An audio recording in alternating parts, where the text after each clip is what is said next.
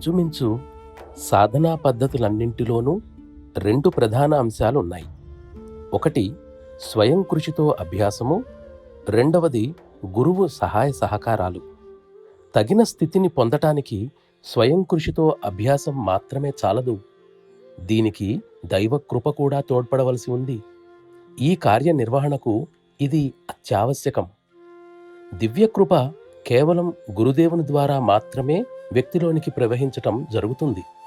అందువలన అభ్యాసి తన గురువు ద్వారా ఆ దివ్యకృప తనలోకి ప్రవహింపచేసుకోవాలని కోరుకోవడమే వాస్తవంగా అతడు చేయవలసిన పని.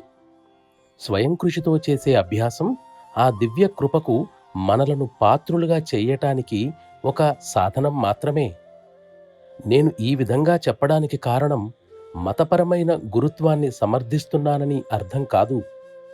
దివ్యకృపను ప్రాణాహుతి లేదా యోగ ప్రసారం ద్వారా అభ్యాసిలోనికి ప్రవహింపజేయగల శక్తివంతుడైన వ్యక్తి మాత్రమే గురువు కాగల అర్హత గలవాడు.